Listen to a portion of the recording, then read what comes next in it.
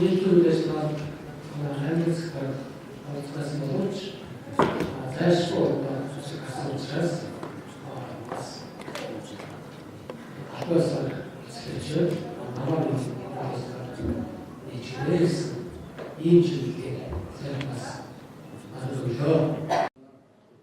Монгол Улсын засгийн газрын эвээл дорой Баруун Мөсийн төв Ховд аймгийн онцгой байдлын газар Монгол Улсын их сургуулийн олон улсын харилцаа нийтийн удирдлагын сургууль, Монгол Улсын их сургууль, Нагоя их сургуулийн хамтарсан Резилиенц судалгааны төв, JICA олон улсын байгууллагын гамшигын аюулаас хамгаалах урьдчилан сэргийлэх үндэсний чадварыг бэхжүүлэх төсөл хамтран иргэн орон нутаг төрийн гамшигаа сэргийлэх хамтын ажиллагаа сэдэвт олон нийтэд зориулсан 3 дахь удаагийн тусгай лекцийг энэ сарын 28-ны өдөр Ховд аймагт зохион байгууллаа. Энэ үеэр бүсийн хэмжээнд газар хөдлөлтийн өнөөгийн байдал урьдчилан сэргийлэх үйл ажиллагааны талаар цаашид авах арга хэмжээг танилцуулсан ба Ховд аймгийн гамшигаа сэргийлэхэд Японы туршлагаа ашиглая. Гамшигаа сэргийлэхэд иргэний үүрэг чухал, Монголын даван туулах чадварыг бэхжүүлэх зэрэг сэдвээр судлаачид илтгэл тавьж, Японы улсын гамшигаас урьдчилан сэргийлэх арга туршлагыг орон нутагт хэрхэн нэвтрүүлэх талаар зөвлөмж мэдээлэл өгсөн юм.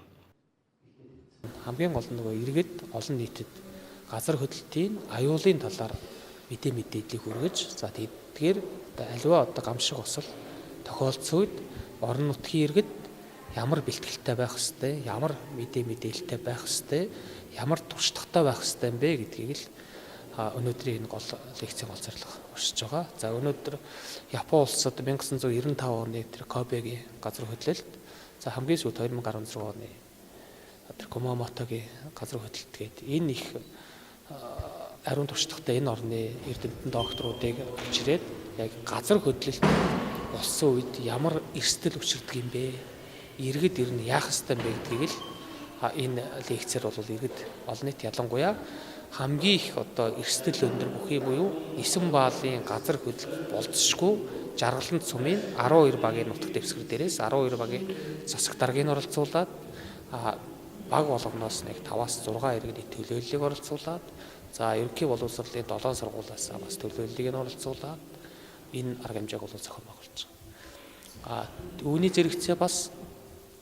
хүүхдүүд багасаа газар хөдлөлт гамшиг ослын талаар мэдлэгтэй байх ёстой. Мэдлэгтэй байхын тулд яах ёстой юм бэ гэхээр өөрөө биечлэн дадлаг одоо уран зурагч гэдэг юм уу, зохион бичлэгч гэдэг юм уу, ийм зүйлийг өөрөө одоо үйлдэх хийх байдлаар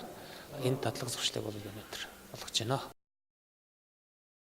Монгол орон тохиолдож байгаа нийт газар хөдлөлийн 80 гаруй хувийг Баруун Мөсийн аймагуд эзэлдэг байна. Тэр дундаа Ховд аймагт Эсэн баалын газар хөдлөлтийн аюул учиржуулах эрсдэл өндөр байгааг албаны хүн хэлсэн юм а. Тиймээс цаашид мэргэжлийн байгууллагууд бүс нутгийн болон Ховд аймгийн газар хөдлөлтийн идэвхтэй бүсийг нарийвчлан тогтоох эрсдэл эмзэг байдлын үнэлгээ хийх шаардлагатай байгаа гэдгийг мөн хэллээ. Уур амьсгалын өөрчлөлтөөс шалтгаалсан байгалийн гамшигын эрсдлийг бууруулах чиглэлээр орон нутгийн иргэд удирдлагуудыг чадваржуулах зорилготой уг лекцийн үр дүнд иргэн орон нутаг төрийн гамшигаас сэргийлэх хамтын ажиллагааны стратегийг тодорхойлж, гамшигын боловсрол, амьдралын хэм маяг, сэтгэлгээ хандлага, хамтын хүч, Японы улсын гамшиг эрсдлийн бэлэн байдлыг хангах арга туршлагын талаар оролцогчид цогц мэдээлэлтэй болох юм а. Аливаа байгалийн гамшигаас хэрхэн яаж урьдчилан сэргийлэх талаар Японы судлаачид хэлэхдээ өөрийгөө аврах, хамтран аврах, төрийн оролцоох асуулсан гамшигын бодлого бэлэн байдалд иргэдэд суралцсанаар эрсдлийн хохирол багтаа даван туулах боломж бүрддэг гэлээ.